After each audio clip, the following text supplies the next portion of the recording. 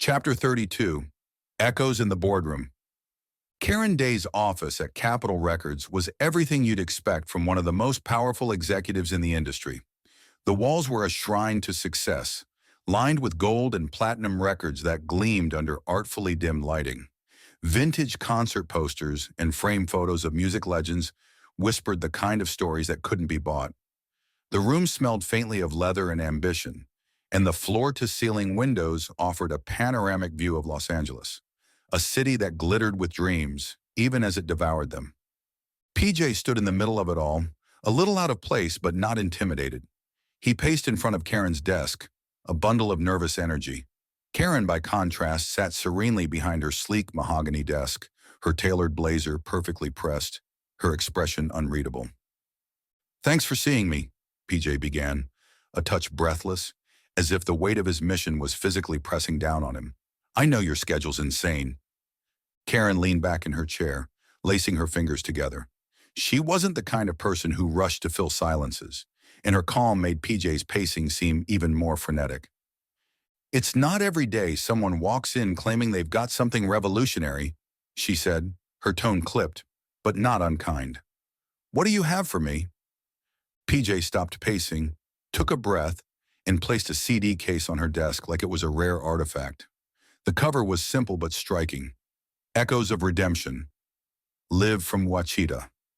Karen raised an eyebrow as PJ tapped the case lightly. "This," he said, his voice steady now, "is more than music. It's a story. A real one. Cody Steele's story." Karen's face betrayed nothing, but her fingers moved to pick up the CD. She turned it over, scanning the track list. Each title felt like it had weight. Prison Walls, Behind These Bars, Redemption's Melody. She let out a soft exhale, not quite a laugh, not quite a sigh. "Echoes of Redemption," she said, testing the title. "A live album recorded in prison? Bold, also risky." PJ leaned forward, his confidence building. "It's not just a gimmick, Karen. It's raw, it's honest, and it's timely. Cody's music is more powerful now than it's ever been. People are ready for this."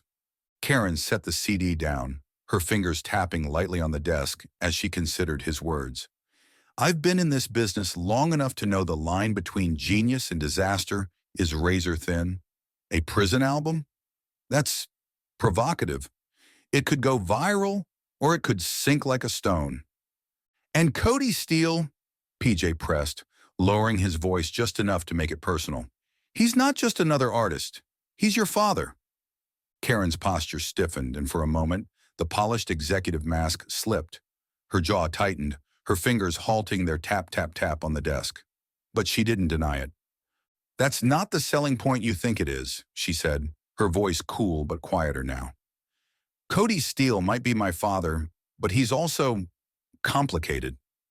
PJ softened his tone, sensing the tightrope he was walking. "You're right, he is complicated. But that's why this works. People don't want perfection anymore. They want real. They want redemption. And Cody's music gives them that." Karen's gaze drifted to the CD again, her fingers brushing the edge of the case. "You're asking me to take a massive risk," she said, more to herself than to PJ. "I'm asking you to listen," PJ countered. "The music will do the rest." The room went quiet for a beat. Karen picked up the CD again, turning it over in her hands like it was a puzzle she wasn't sure she wanted to solve. Finally, she looked up, her expression unreadable. "I'll listen," she said, her words deliberate. "That's all I'm promising." PJ smiled, relief flickering across his face. "That's all I need. Thank you, Karen." Karen's lips twitched, not quite a smile, but something close. "Don't thank me yet. Listening doesn't mean releasing." "It will," PJ said, his grin widening.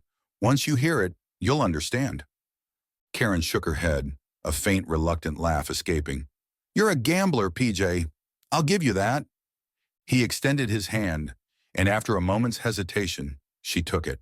Her grip was firm but brief, professional to the last. As PJ turned to leave, Karen's gaze lingered on the CD in her hand, the bold title staring back at her. Echoes of Redemption.